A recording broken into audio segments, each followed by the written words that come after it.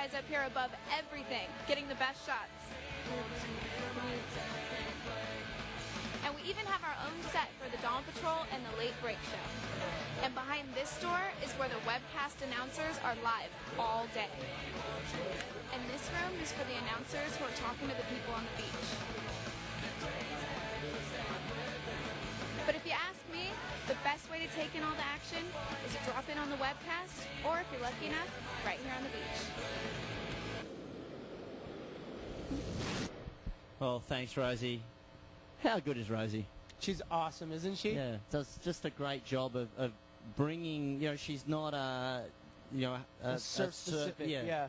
And what's interesting is she's been having fun just literally cruising around, and she's such a people person. She's been able to bounce around, and everybody knows who she is. She's so famous because she's everywhere. And everybody sees her, and they're like, wait, I know you. And the fact that she is so easy to talk to, and she's a great person that everybody just opens up to her. And she's done a really good job again this year. And I think she's a champion. And I think it's great to bring a view to surf fans who may not know a lot about the World Tour. It's not all about fun, of course. Although that's we surf because it's fun and because we love it. But surfing is also involved in some pretty important issues. And joining us this morning, welcome Rick Erkeneff from Surfrider Foundation. Yeah, thanks for having us. And Steve Long from San Onofre Foundation and State Parks. Welcome to you. Thank you. We brought you guys on because there are some important issues. We've been talking about it through the webcast and the competition so far. But tell us a little bit about the Save Trestles cause, what's going on down here, and why it is important that people get behind this. Well, it's actually a really, really complex issue, and it involves an extension of a toll road that pretty much runs right up the San Mateo watershed. So you have multiple factors, including water quality, over time, sediment flows. You've got within the watershed a Native American site that's burial ground, and then of course the state park, which I can punt it over, and you can give some of the details of the park. But it's one of our most valuable resources, is just being able to go out and camp and experience Trestles in its pure and raw form. San Onofre is a little over 2,000 acres. It's the 5th most popular park in California. Wow. 2.5 million visitors a year. And it's our sacred heritage. The integrity of parkland is not to be challenged, and that's what's happening right now. We understand, yes, roads have to exist in infrastructure, but it's very insensitive the way this thing has been proposed, and Surfrider and state parks are united in opposition to what is on the table right now. It just does not work, and the threat is very real. We're mobilizing as many people as we can to look at this. It needs to be evaluated in a fresh unit of time. What was proposed 15 years ago does not work now.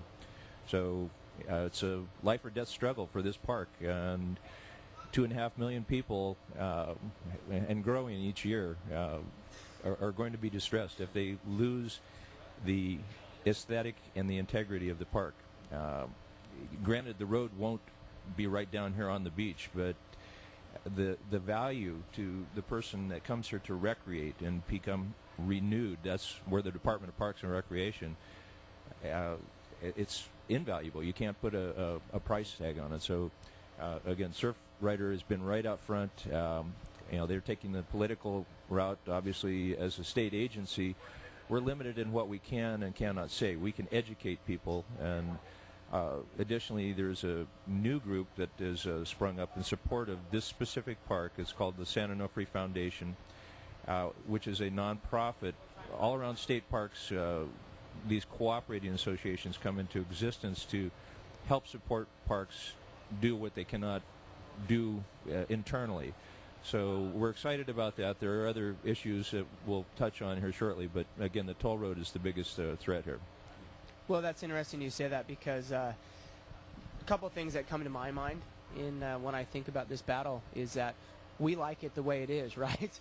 I mean, as you said, over 2 million people come here, and what's interesting in this struggle is that we've seen it. I mean, you guys have seen it more. Well, I'm about your age. Yeah. But the truth is that we've seen things go to waste. And the sad part of this is that once it's gone, it's gone. They make a mistake, and it's done. Well, there's so many factors that go into to just building this really useless road. The ridership studied by the Orange County Transportation Authority is saying that it's going to be the least used road in all of Orange County, and it is a private organization that is for profit, that's using public lands that actually have been set aside in perpetuity. So if you educate yourself, go to SaveTrestles.org. I'd urge people to also go to the Surfrider.org website. And if you live in Southern California, there's a really, really critical California Coastal Commission meeting coming up in October, I believe October 11th, and they're actually setting aside the whole day for public comment. So the average person could come, show up, and speak about this specific project, this specific area. In, I believe, 600 miles of Southern California coastline, this is the last watershed that is not dammed and not urbanized. It's the benchmark for water quality in this area. So within a couple miles up the coast, you have Doheny, which is notoriously dirty. Yeah. So make the comparison there. Look, I mean, this is the last watershed in Southern California that doesn't have a dam. It's not over urbanized, and it's just too precious to lose. Well, one thing I would say is that in these environmental fights, it's really important for people to realize that there is some daylight, that Surfrider is making some progress, because I think that we've all seen things go pretty south. So, but there has been progress. Am I right? Well, yeah, and you mentioned it's a political battle. It really is. I mean, the TCA is a very, very powerful organization. They back all the local politicians in the area. They really are a powerful group, and I'm not paid. I'm a volunteer. I'm the chairman for South Orange County chapter. We work in a coalition with the Sierra Club